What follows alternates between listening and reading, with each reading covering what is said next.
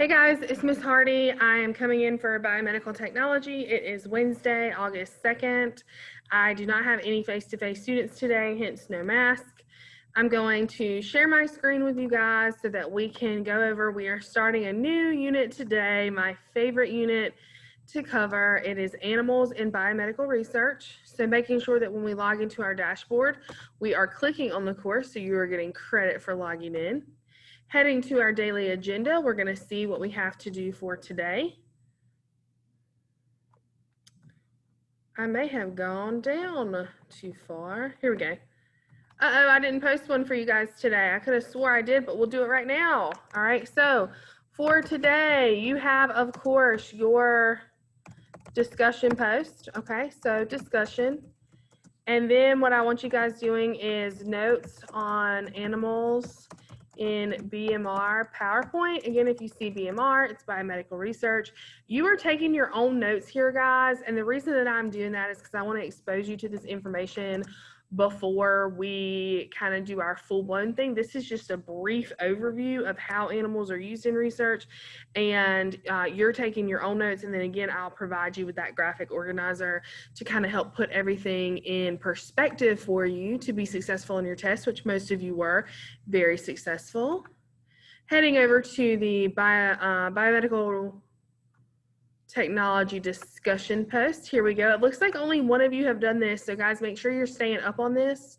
Before we even begin learning about animals and biomedical research, where do you stand on testing on animals? You must explain your stance for full credit. So I told you that I pick and choose which assignments are graded and which are not, and so they are graded. This one is graded, okay? Once you finish this discussion post, to give you a little bit more information about animals and biomedical research, you're gonna head over to the module, and here I'm activating it now for you guys.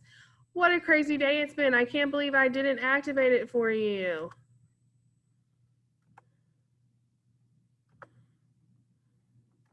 Hey, Cheyenne. So I'm coming through and making your assignments visible, the ones that I want you to be able to see. And here you go.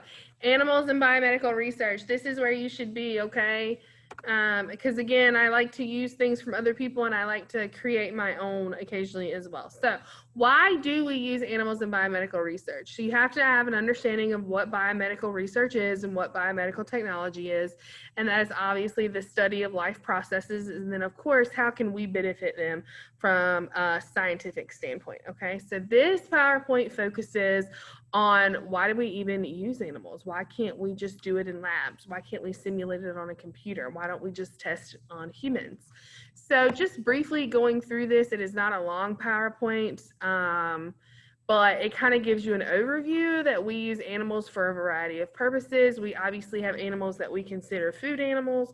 We have animals we consider domesticated pet animals, and then we have research animals. And sometimes they overlap, guys. Sometimes we do use domesticated pet animals, such as cats and dogs, in biomedical research. And then, of course, we use mice, rodents, primates. And as you go through this PowerPoint, you're going to see we use a lot of other critters as well. So we are able to use animals because we studied the true biological system and not just like a portion of that system, like with in vitro.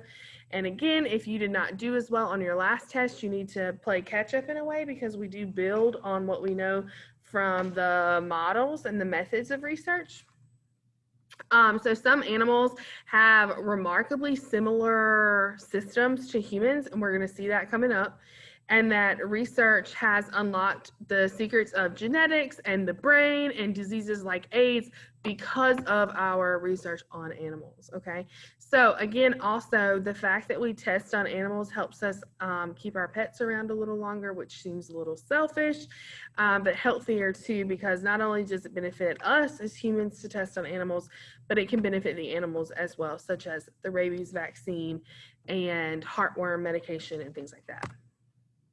So why do we use it? Here on this slide 4, you're going to see all of the highlights topics on why we use animals in biomedical research. So because we don't always know what a drug's going to do, it's considered unethical to test on a human. it is considered very ethical to test on an animal though. We can control the experience and the experiment in general by introducing only one variable at a time, because again, with animals, we control a lot of what's happening when they eat, who they're around, what their environment is. And we can also control, we can control so much, but we also are still seeing that full biological system. Okay, moving on. Again, we learn about the system. They serve as surrogates, which I told you guys was another fancy word for replacement. Okay. We easily control populations and control what happened. The shorter lifespan of animals, so the average lifespan of a dog may be 12 years. And in that 12-year process of a dog's life, we're able to study the long-term effects on a biological system of a medication or drug, so that's a benefit. Okay, so a rat has a lifespan of 2 to 3 years. So if we were to start a drug in childhood or infancy of the rat's life, we can see how it affects them throughout their entire adulthood, because again, it's a very short life. Okay, and then the rapid rate of reproduction in mice and rat species helps us see what giving that drug to a generation causes in future generations. So you'll see that like 97% of the animal populations we test on are mice and rodent. So in the event that we don't have adequate animal testing before we make it to human testing, so in that applied research section, it can cause detrimental issues to our human population. So we're on slide 7 now, guys.